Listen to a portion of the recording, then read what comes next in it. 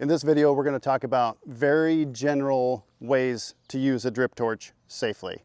We're not going to talk about ignition patterns. That will be a separate video or a webinar or something like that.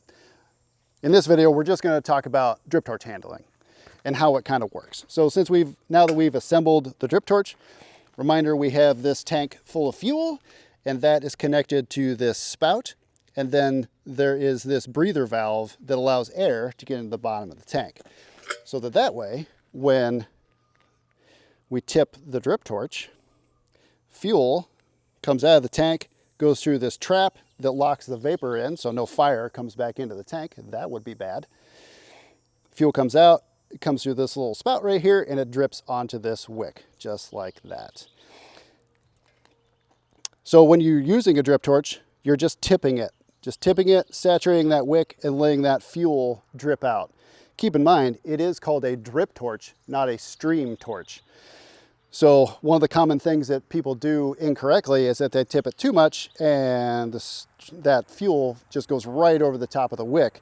And then one, you're wasting a lot of fuel, and two, you are not getting very good ignition with it. Sometimes it's useful to do that, but most of the time you want to simply just tip it and drip onto that wick. All right, to light the torch, we're going to take our lighter. We're going to have all of our PPE on, including our gloves. Imagine that this driveway is an area that we want to burn, right? We're using our imaginations here, demonstrating this. But we're going to drip out a little bit of fuel into our grass or whatever we're going to start igniting.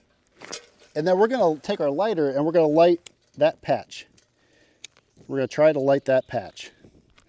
It might be hard because there's no actual fuel, but the leaf is going, so we're going to take advantage of that. Okay, so our fuel is burning, and now we have a little bit of flame on the end of our drip torch. Sometimes it's beneficial to let the wick just sit in your fire to warm it up, and then it'll carry fire a lot better. So you want to just wait. Okay. One thing you don't want to do is just to immediately light your wick. It's just not going to work. It's much easier and safer to pour a little bit of fuel on the ground and then light that and then pick the fire up with your drip torch.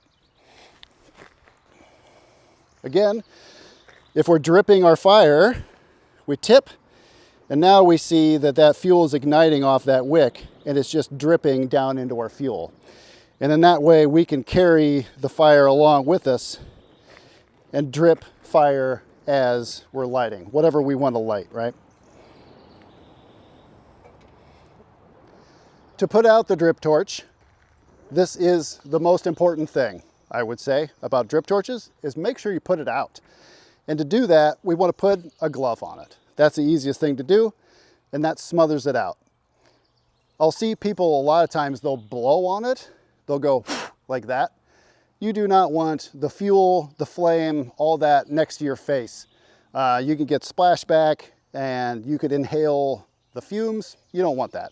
Just have a good pair of leather gloves and smother it. You're just going to need to put it on there. It doesn't take very long. That is the safest way to do things. These gloves used to be white, and so that is why they're black now. So whenever you're igniting, if you're going to step back, you want to put your torch out and then step away from your fire break or whatever you're igniting.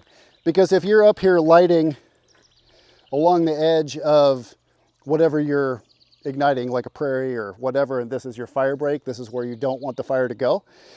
If you are lighting and then you step back with flames still on this, you could be dripping fire into your fire break and causing an escape. So you want to make absolutely sure that before you step away from your burn, you want to put the torch out, and then you can stand back here and wait for further instructions or look around, see what's going on, whatever.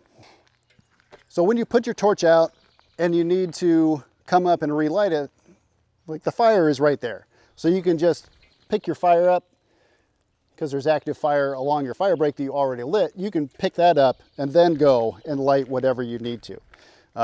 You don't have to relight it with a lighter every time. You have fire right there. It's hard to demonstrate because all this is green and driveway, but you just have to take my word for it. Vent tube throttling. This vent tube, it also will function like effectively like a throttle of how much fuel you can get out of the drip torch. So if you find yourself that you're not getting very much fuel coming out, so if I dial this back, it's going to stop coming out and it's going to be a problem. And I'll see people shaking their drip torches and things like that. There could be debris in the straw, but most likely it just needs to have this vent tube opened a little bit more so you get more flow with your drip torch.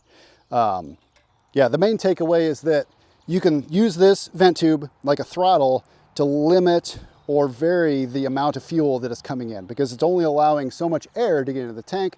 Therefore, it's only allowing so much fuel to go out onto your wick.